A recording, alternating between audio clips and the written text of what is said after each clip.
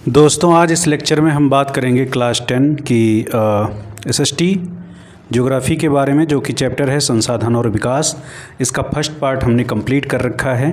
आज हम बात करेंगे इसी चैप्टर के दूसरे भाग के बारे में। आज की चर्चा का विषय है भूमि निम्नीकरण और संरक्षण उपाय, यानी कि भूमि एक ऐसा संसाधन है जिसका उपयोग हमारे पूर्वज लंबे समय से करते आ रहे हैं तथा भावी पीढ़ी भी इसी भांति इसका उपयोग करने वाली है।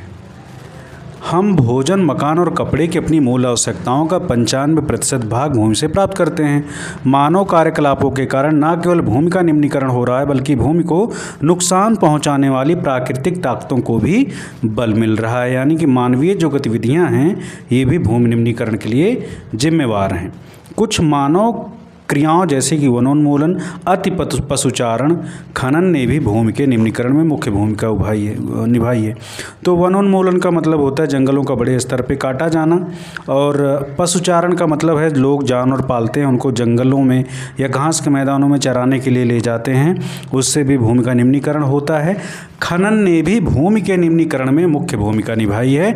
विभिन्न प्रकार के खनिज जो हम दैनंदिन जीवन में विभिन्न प्रकार के वस्तुओं में उपयोग करते हैं, वस्तुओं के रूप में उपयोग करते हैं, उसके लिए भी भूमि निम्नीकरण वो भी भूमि निम्नीकरण के लिए जिम्मेदार है। यानी कि कुछ मानव क्रियाओं जैसे वनोन्मूलन यानी कि जंगलों का काटा जाना, अति पशुचारण यानी कि ज़रूरत से ज़्यादा, आवश्यकता से अधिक पशुओं को चराया जाना, और साथ साथ में खनन, ये सब सामूहिक रूप से भूमि के निम्नीकरण के लिए मुख्य कारक हैं।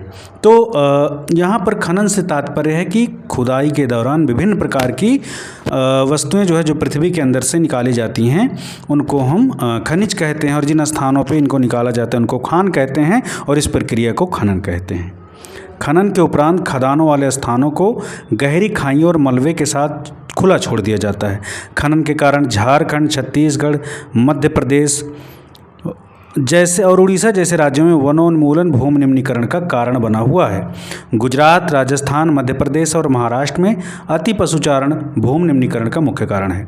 पंजाब, हरियाणा और पश्चिमी उत्तर प्रदेश जैसे राज्यों में अधिक सिंचाई भूमि निम्नीकरण के लिए जिम्मेदार है। यानी कि अलग अलग क्षेत्रों में आप अगर देखेंगे तो अलग अलग क्षेत्रों में अलग अलग तरीके से भूमि निम्नीकरण के लिए जिम्मेदार कारक हैं। वहीं पर ही अगर हम बात कर रहे हैं गुजरात, राजस्थान, मध्य प्रदेश और महाराष्ट्र वगैरह की, तो यहाँ पर निम्नीकरण के कुछ अन्य कारण हैं, जैसे कि अति पशुचारण यहाँ पे निम्नीकरण का मुख्य कारक है। पंजाब, हरियाणा आदि क्षेत्रों की अगर बात करें तो पंजाब, हरियाणा वगैरह में अधिक सिंचाई से भूमि निम्नीकरण हुआ है। साथ में इसमें पश्चिमी उत्तर प्रदेश भी शामिल है। अति सिंचन से उत्पन्न जलाक्रांतता, जलाक्रांतता का मतलब होता है जल का एक जगह पे लंबे समय तक अवरुद्ध हो जाना। यानी कि अति सिंचन से उत्पन्न जलाक्रांतता भी जो है वो भूमि निम्नीकरण के लिए जिम्मेदार है ना। तो आगे हम बात करेंगे जलाक्रांतता क्या होता है। भूमि निम्नीकरण के लिए उत्तरदायी, जिससे मृदा में लवणीयता और क्षारीयता बढ़ जाती है। यानी कि भूमि निम्नीकरण से मृदा में लवणीयता और क्षारीयता बढ़ने से उसके उपजाऊपन पे बहुत फर्क पड़ता है, उत्पादन घटता है, जिसके और कई सारे नकारात्मक परिणाम हैं। जैसे लंबे समय तक पानी इकट्ठा करने से वहाँ पर विभिन्न प्रकार की बीमारियों के जनक सूक्ष्मजीव पैदा हो जाते हैं। खनिज प्रक्रियाएं जैसे कि सीमेंट उद्योग में चूना पत्थर को पीसना और मृदा बर्तन में चूने यानी कि खड़िया मृदा और सेल खड़ी के प्रयोग से बहुत अधिक मात्रा में वायुमंडल में धूल विसर्जित होती है। यानी कि खनन का और एक क्या कारण है कि खनन से वायुमंडल में भारी मात्रा में धूल भी विसर्जित होती है। जब भूमि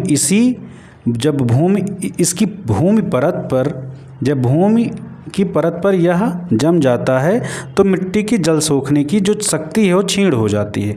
यानी कि जल को सोखने की क्षमता क्षीण हो जाती है। पिछले कुछ वर्षों से देश के विभिन्न भागों में औद्योगिक जल निकास से बाहर आने वाला अपशिष्ट पदार्थ भूमि और जल प्रदूषण का मुख्य स्रोत है।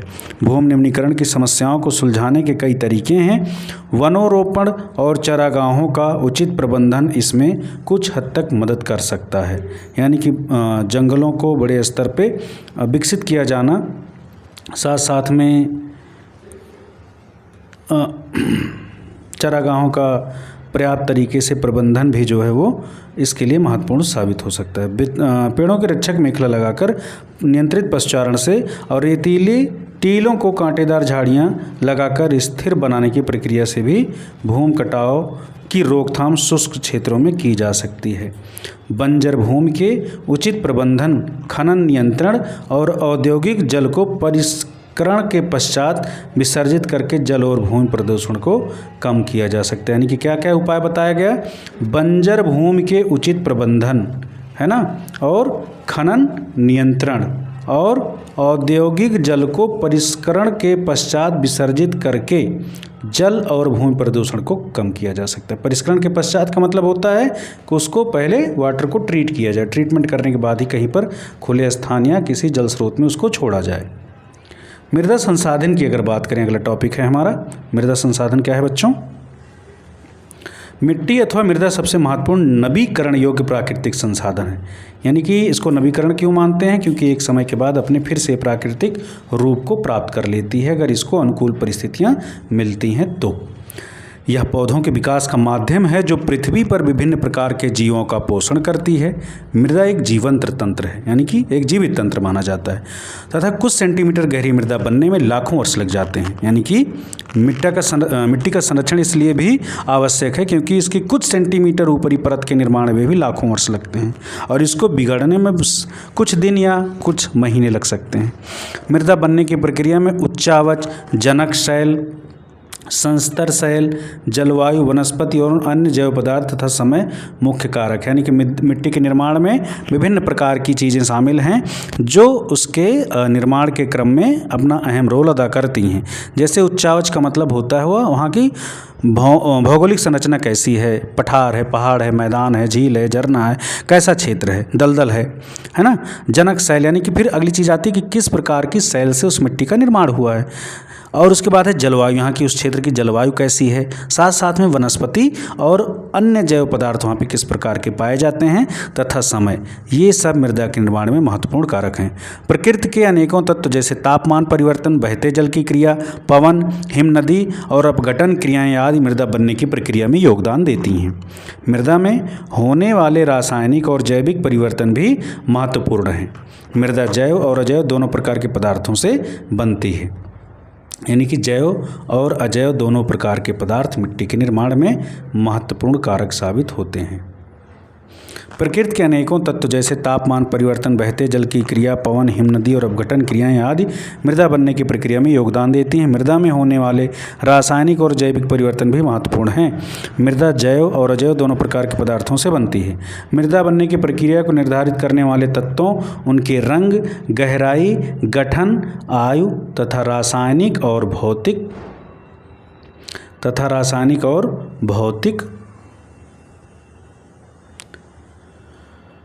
गुणों के आधार पर भारत की मृदाओं को कई प्रकार से वर्गीकृत किया जा सकता है। जैसे मृदाओं का वर्गीकरण, भारत में अनेक प्रकार की उच्चावच भू आकृतियाँ, जलवायु और वनस्पतियाँ पाई जाती हैं। अगर हम भारत की बात करें अपने देश की, तो यहाँ पे विभिन्न प्रकार की मिट्टी पाई जाती है। अलग अलग क्षेत्रों में अलग अलग मिट्टी पाई जाती है। जैसे समुद्र के किनारे किनारे है, वहाँ पे कुछ अलग प्रकार की मिट्टी पाई जाती है। आप जैसलमेर वगैरह चले जाएंगे, वहाँ पे मरुस्थलीय मिट्टी पाई जाएगी। गंगा जमुना के दोआब क्षेत्र में चले जाएंगे तो वहाँ पे जलोढ़ मिट्टी पाई जाएगी, है ना। और दक्षिण के पठार के क्षेत्र में आप पहुँचेंगे तो वहाँ पे काली मिट्टी बहुतायत मात्रा में पाई जाती है। इसी प्रकार से लैटराइट मिट्टी भी अलग अलग क्षेत्रों में पाई जाती है। तो भारत में मृदा अनेक प्रकार की पाई जाती है, जिसके लिए कुछ जिम्मेदार कारक हैं। जैसे कि भारत में अनेक प्रकार के उच्चावच भू आकृतियाँ, जलवायु और वनस्पतियाँ पाई जाती हैं। इस कारण अनेक प्रकार की मृदाएं विकसित होती हैं। अब यहाँ पे पहली मिट्टी कौन सी है? जलोढ़ मिट्टी है। पहली प्रकार की मृदा जिसके बारे में हम चर्चा करेंगे कौन सी है? जलोढ़ मृदा। यह क्या है? यह मृदा विस्तृत रूप से फैली हुई है, यानी कि ज़्यादा क्षेत्र में जलोढ़ मिट्टी पाई जाती है। यह देश की महत्वपूर्ण मृदा है। वास्तव में संपूर्ण उत्तर मैदानी जलोढ़ वास्तव में मृदा से बना हुआ, यानी कि उत्तर का मैदानी क्षेत्र जितना है वो ज़्यादातर किससे बना हुआ है? जलोढ़ मिट्टी से बना हुआ। यह मृदाएं हिमालय के 3 महत्वपूर्ण नदी तंत्रों सिंधु, गंगा और ब्रह्मपुत्र नदियों द्वारा लाए गए निक्षेपों से बनी हैं। सिंधु, गंगा और ब्रह्मपुत्र नदियों की अगर बात करें तो जो उत्तर का मैदान है इन 3 महत्वपूर्ण नदी प्रणालियों के द्वारा विकसित हुआ है। सबसे पश्चिम में अगर हम बात करें पंजाब वगैरह के क्षेत्र में तो वहाँ पर सिंधु नदी तंत्र पाया जाता है। उत्तर भारत के मैदान में अगर हम बात करें तो वहाँ पे गंगा नदी तंत्र पाया जाता है। आसाम, बंगाल और अन्य कई क्षेत्रों की अगर बात करें तो वहाँ पे ब्रह्मपुत्र नदी का नदी तंत्र पाया जाता है। तो हम बात कर रहे थे नदी तंत्र की, तो अलग अलग क्षेत्रों में अलग अलग प्रकार का नदी तंत्र पाया जाता है। एक संकरे गलियारे के द्वारा ये मृदाएं राजस्थान और गुजरात तक फैली हैं। पूर्वी तटीय मैदान विशेषकर महानदी, गोदावरी, कृष्णा और कावेरी नदियों के डेल्टा भी जलोढ़ मृदा से बने हुए हैं, यानी कि सिर्फ उत्तर भारत के मैदान में ही नहीं अन्य क्षेत्रों में भी ये जलोढ़ मिट्टी पाई जाती है, जिसमें कई सारे क्षेत्र सम्मिलित हैं, जैसे महानदी, गोदावरी, कृष्णा, कावेरी आदि नदियों के नदी डेल्टा भी इससे बने हुए हैं। जलोढ़ मृदा में रेत, सिल्ट और मृत्तिका के विभिन्न अनुपात पाए जाते हैं। जलोढ़ मिट्टी में रेत, सिल्ट और मृत्तिका के विभिन्न अनुपात पाए जाते हैं। जैसे हम नदी के मुहाने से घाटी में ऊपर की ओर जाते हैं, मृदा के कणों का आकार बढ़ता जाता है। तो दोस्तों हम बात कर रहे थे मृदा के बारे में कि कितने प्रकार की मृदा अपने यहाँ पे पाई जाती है ना। यहाँ पर अब जलोढ़ मृदा में उस पर हम चर्चा कर रहे थे। जलोढ़ मृदा में रेत, सिल्ट और मृत्तिका के विभिन्न अनुपात पाए जाते हैं। जैसा हम नदी की मुहाने से घाटी में ऊपर की ओर जाते हैं, मृदा के कणों का आकार बढ़ता चला जाता है। नदी घाटी के ऊपरी भाग में जैसे ढाल भंग के समीप मोटे कण वाली मृदाएं पाई जाती हैं। ऐसी मृदाएं पर्वतों की तलहटी पर बने मैदानों जैसे द्वार, चो, क्षेत्र और तराई में आमतौर पर पाई जाती हैं। कणों के आकार या घटकों के अलावा मृदाओं की पहचान उनकी आयु से भी होती है। आयु के आधार पर जलोढ़ मृदाएं 2 प्रकार की हैं। पुराना जलोढ़ जिसको बांगर कहते हैं और नया जलोढ़ जिसको हम खादर कहते हैं, है ना। यानी कि पुराने जलोढ़ को बांगर और नए जलोढ़ को खादर के नाम से जाना जाता है। बांगर मृदा में कंकर ग्रंथियों की मात्रा ज़्यादा होती है, यानी कि अगर बांगर मृदा की बात करें तो यहाँ पर कंकर ग्रंथियाँ जो है वो ज़्यादा मात्रा में पाई जाती हैं। खादर मृदा में बांगर मृदा की तुलना में ज़्यादा महीन कण पाए जाते हैं, यानी कि जो खादर है उसमें बांगर की तुलना में मिट्टी के कणों का आकार महीन होता है, पतला होता है। जलोढ़ मृदाएं बहुत उपजाऊ होती हैं। जलोढ़ मृदाएं उपजाऊ होती हैं और अधिकतर जलोढ़ मृदाएं पोटास, फास्फोरस और चूना युक्त होती हैं। इसमें क्या चीज़ पाई जाती है बहुतायत में? पोटास, फास्फोरस और चूना। पोटास, फास्फोरस और चूना की पर्याप्त मात्रा पाए जाने से ये मिट्टी गन्ना, चावल, गेहूँ और अन्य अनाजों के साथ साथ दलहन फसलों की खेती के लिए उपयुक्त मानी जाती हैं। अधिक उपजाऊपन के कारण जलोढ़ मृदा वाले क्षेत्रों में गहन कृषि की जाती है और यहाँ जनसंख्या घनत्व भी अधिक है। सूखे क्षेत्रों की मृदाएं, यानी कि जनसंख्या घनत्व की अगर बात करें, आप अगर देखेंगे तो गंगा यमुना का जो मैदान है, दोआब क्षेत्र है, वो ज़्यादा विश्व के सर्वाधिक घनी जनसंख्या वाले क्षेत्रों में क्यों है, उसका आपको जवाब यहाँ पर मिल गया होगा। क्यों? क्योंकि जलोढ़ मृदा उपजाऊ होती है, उपजाऊ होने से गहन कृषि होती, गहन कृषि से भोजन पर्याप्त मात्रा में मिलता है और जहाँ पर भोजन की उपलब्धता अधिक होगी, जाहिर सी बात है वहाँ पे जनसंख्या का घनत्व तो ज़्यादा पाया जाएगा। सूखे क्षेत्रों की मृदाएं अधिक क्षारीय होती हैं। इन मृदाओं का सही उपचार और सिंचाई करके इनकी पैदावार बढ़ाई जा सकती है। अगली जो चर्चा का विषय हम करेंगे, अगली मृदा है काली मिट्टी। काली मृदा क्या है? इन मृदाओं का रंग काला होता है, इन्हें रेगुर मृदा भी कहते हैं। यानी कि मिट्टियों का रंग कैसा होता है? काला होता है। इनके रंग के आधार पर ही इनको काली मृदा कहते हैं, जिसको हम रेगुर के नाम से भी जानते हैं। काली मृदा कपास की खेती के लिए उचित समझी जाती है और काली कपास मृदा के नाम से भी जाना जाता है ना, क्योंकि यहाँ पर खेती जो है वो कपास की पर्याप्त मात्रा में होती है, इसलिए इसको कपासी मृदा भी कहते हैं। यह माना जाता है कि जलवायु और जनक शैलों ने काली मृदा के बनने में महत्वपूर्ण योगदान दिया है ना। जलवायु और जनक शैलों ने काली मृदा के बनने में अपना महत्वपूर्ण रोल अदा किया है। इस प्रकार की मृदाएं दक्कन का पठार यानी कि बेसाल्ट क्षेत्र के उत्तर पश्चिम भागों में पाई जाती हैं। लावा जनक शैलों से बनी हैं, यानी कि क्या है, कहाँ पाई जाती हैं? दक्कन पठार क्षेत्र के पश्चिमी भागों में पाई जाती हैं और लावा जनक शैलों से बनी हैं। ये मृदाएं महाराष्ट्र, सौराष्ट्र, मालवा, मध्य प्रदेश, छत्तीसगढ़ के पठारी क्षेत्रों में पाई जाती हैं। यानी कि ये क्षेत्र भी आपको ध्यान रखना है। काली मृदा के बहुतायत वाले क्षेत्र कौन से हैं? महाराष्ट्र, सौराष्ट्र, मालवा, मध्य प्रदेश, छत्तीसगढ़। ये नक्शा आप अगर देखेंगे तो इस नक्शे में भारत की मृदा के प्रकार को दिखाया गया है। अब ऊपर से आप अगर ध्यान दें, गौर करें तो यहाँ पर विभिन्न प्रकार की मृदा को भारत के इस नक्शे में वर्गीकृत किया गया है। ज़रा देखिए, ये रहा पूरा मैप मैं आपको दिखा दे रहा हूँ एक साथ। ये देखिए, यहाँ पर पर्वत और जल वन मृदा को हरे रंग से यानी कि इस तरीके से दिखाया गया है, और जलोढ़ मृदा का क्षेत्र है, ये आपका पर्वतीय मृदा का प्रारूप यहाँ पे है। ये एरिया जो आप देख रहे हैं जलोढ़ मृदा का है ना। और साथ साथ में लाल मिट्टी यहाँ पे इन क्षेत्रों में पाई जाती है। इस कलर से जितना भी आप पैटर्न देख रहे हो लाल मिट्टी का क्षेत्र है। काली मिट्टी ये दक्कन का पठारी क्षेत्र जो है यहाँ पे पाई जाती है। लैटराइट मिट्टी का क्षेत्र जो पश्चिमी घाट का क्षेत्र वगैरह है यहाँ पर पाई जाती है, और यहाँ पर आपको नॉर्थ ईस्ट में भी दिखाई देगा। शुष्क मृदा यानी कि जो रेगिस्तानी मिट्टी है वो यहाँ पे राजस्थान के क्षेत्र में पाई जाती है। इस प्रकार से आप इस नक्शे को अगर देखेंगे तो भारत में मिट्टी के विविध प्रकार को इस मैप के माध्यम से दिखाया गया है। अब यहाँ पर आप देखें काली मृदा और लेटराइट मिट्टी को कंपेयर करके दो चित्रों के माध्यम से प्रदर्शित किया गया है। तो हम यहाँ पर अगर देखें, काली मृदा बहुत महीन कणों अर्थात मृत्तिका से बनी होती है। काली मिट्टी जो है वो बहुत महीन कणों से निर्मित होती है। इनकी नमी जो है धारण करने की क्षमता बहुत अधिक होती है। इसके अलावा ये मृदाएं कैल्शियम कार्बोनेट और मैग्नीशियम, पोटास और चूने जैसे पौष्टिक तत्वों से परिपूर्ण होती है, परंतु इनमें फास्फोरस की मात्रा कम होती है। गर्म और शुष्क मौसम में इन मृदाओं में गहरी दरारें पड़ जाती हैं, जिससे इनमें अच्छी तरह वायु मिश्रण हो जाता है। गीली होने पर ये मृदाएं चिपचिपी हो जाती हैं और इनको जोतना मुश्किल होता है, इसलिए इनकी जुताई मानसून प्रारंभ होने की पहली बौछार से ही शुरू कर दी जाती है। लाल और पीली मृदा की अगर बात करें हम, तो लाल मिट्टी जो है, लाल मिट्टी दक्कन पठार के पूर्वी और दक्षिणी हिस्सों में रवेदार आग्नेय चट्टानों पर कम वर्षा वाले भागों में विकसित होती है। यानी कि ध्यान देने वाली बात है क्या क्या चीज़ें, कि जो लाल मिट्टी है वो दक्कन पठार के पूर्वी और दक्षिणी हिस्सों में, ठीक है, और साथ साथ में कहाँ पर, रवेदार आग्नेय चट्टानों पर, और कहाँ पर, कम वर्षा वाले भागों में। और पॉइंट क्या याद रखने लायक है कि यहाँ इन क्षेत्रों में विकसित होती है। लाल और पीली मृदाएं उड़ीसा, छत्तीसगढ़, मध्य प्रदेश, उड़ीसा, छत्तीसगढ़, मध्य गंगा मैदान के दक्षिणी छोर पर और पश्चिमी घाट में पहाड़ी पद पर पाई जाती है। इन मृदाओं का लाल रंग रवेदार आग्नेय और रूपांतरित चट्टानों में लौह धातु के प्रसार के कारण होता है। यानी कि लाल मिट्टी का लाल रंग होने के पीछे का कारण क्या है कि यह लाल रवेदार आग्नेय और रूपांतरित चट्टानों में लौह धातु के मिश्रण के कारण होता है।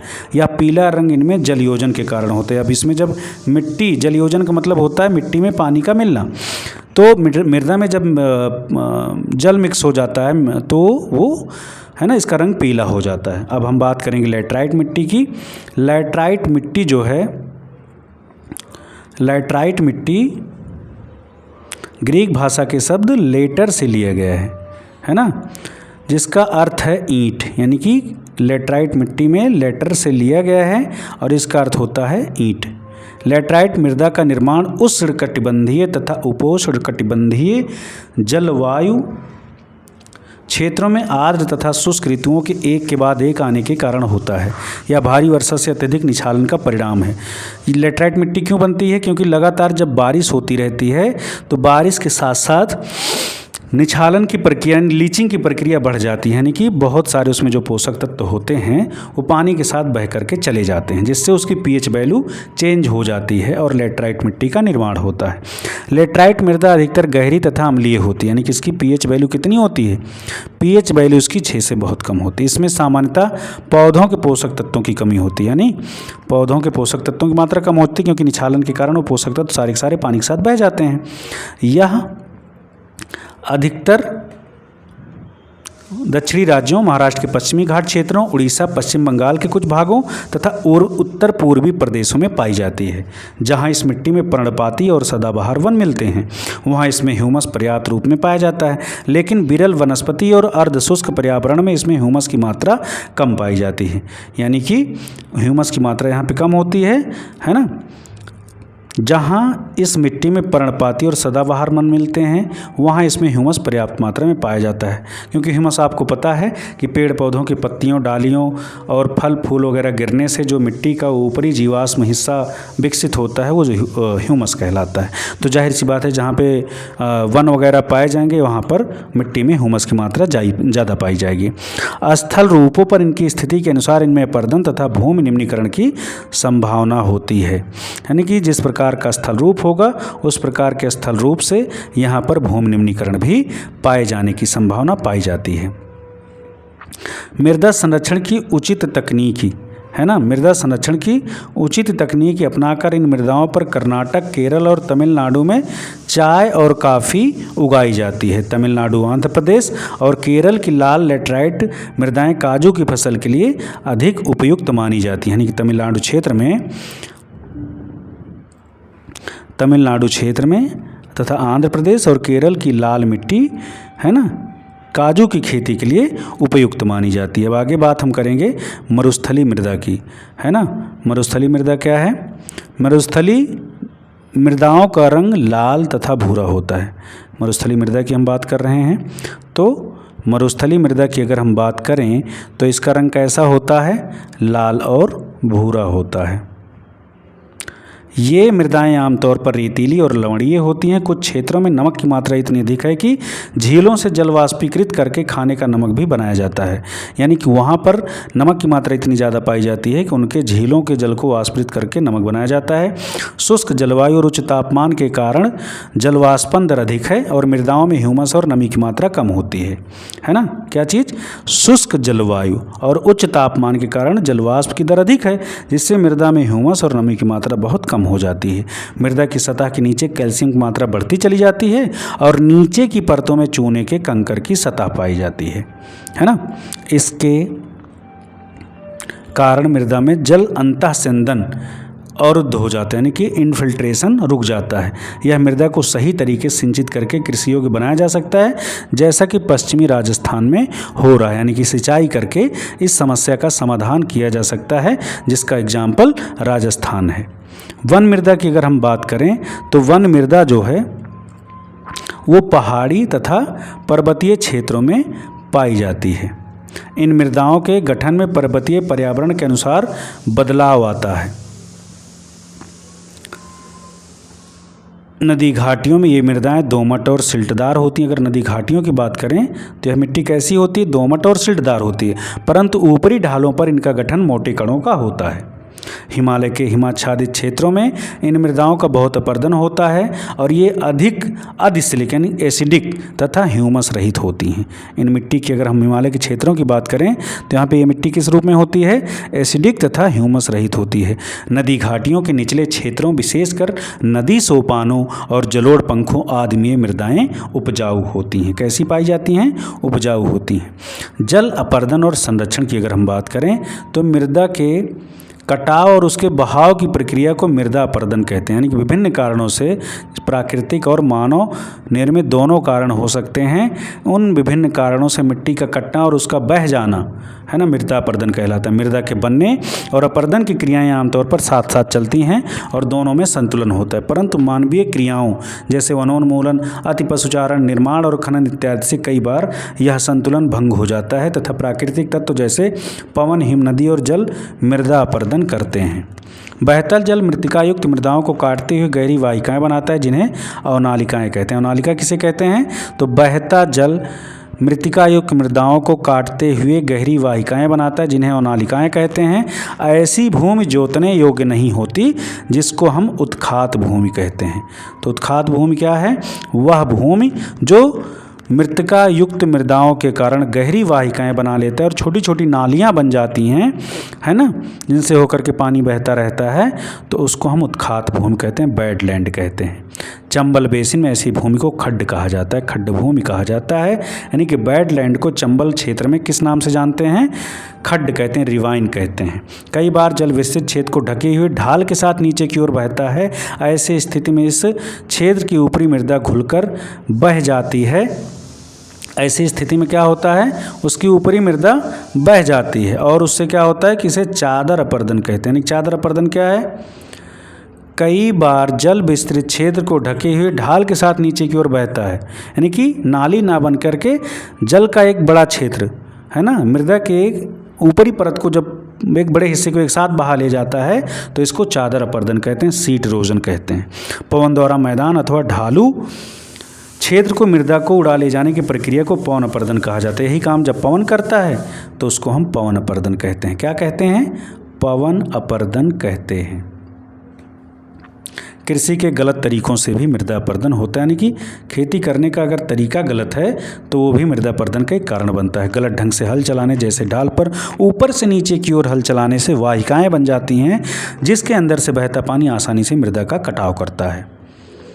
ढाल वाली भूमि, अगला टॉपिक है। ढाल वाली भूमि पर समेच रेखाओं के समांतर हल चलाने से ढाल के साथ जल बहाव की गति घटती है। इसे समोच्च जुताई कहते हैं, कंटूर प्लविंग कहते हैं, समोच्च जुताई कहते हैं। ढाल वाली भूमि पर सोपान बनाए जा सकते हैं, यानी सीढ़ीदार खेत जो आपने देखा है ना, वो ढाल और नुमा भूमि पर बनाए जाते हैं। पश्चिमी और मध्य हिमालय में सोपान अथवा सीढ़ीदार कृषि काफ़ी विकसित है। बड़े खेतों की पट्टियों में बांटा जाता है। फसलों के बीच में घास की पट्टियां उगाई जाती हैं। ये पवनों द्वारा जनित बल को कमज़ोर करती हैं। इस तरीके को पट्टी कृषि स्ट्रिप फार्मिंग कहते हैं। पेड़ों को कतारों में लगाकर रक्षक मेखला बनाई जाती है, शेल्टर बेल्ट बनाई जाती है, जिससे पवन की गति यानी कि हवा की स्पीड को कम किया जाता है। और जब हवा की स्पीड कम होगी तो उससे क्या होगा कि मृदा अपर्दन वायु के द्वारा जो होता है उसको हम नियंत्रित कर सकते हैं। और यह भारत में रेत के टीलों के स्थायीकरण में महत्वपूर्ण योगदान करता है। तो इस प्रकार से हमने इस चैप्टर में बहुत सारी चीज़ें सीखी, समझी, जानी। मिट्टी क्या है, मिट्टी अपर्दन क्या है, मिट्टी का संरक्षण कैसे करेंगे, मिट्टी का प्रकार क्या है, मिट्टी कितने रूप में पाई जाती है, भारत में मिट्टी का है ना विस्तृत वर्गीकरण कैसे, किस क्षेत्र में किस प्रकार की मिट्टी पाई जाती है। इन सारे टॉपिक्स के बारे में हमने इस चैप्टर में पढ़ा, समझा, जाना। मुझे उम्मीद है कि ये चैप्टर आपको अच्छे से समझ में आया होगा। कोई टॉपिक आपको अगर नहीं समझ में आया तो कमेंट करके हमको बताइए, हम उस टॉपिक को किसी अन्य वीडियो में कवर करने का प्रयास करेंगे। अच्छे से पढ़ते रहिए और इस वीडियो लेक्चर को और कैसे हम बेहतर बना सकते हैं हमें सजेस्ट कीजिए। आपके सुझाव और सलाह का हमको हमेशा इंतजार रहेगा।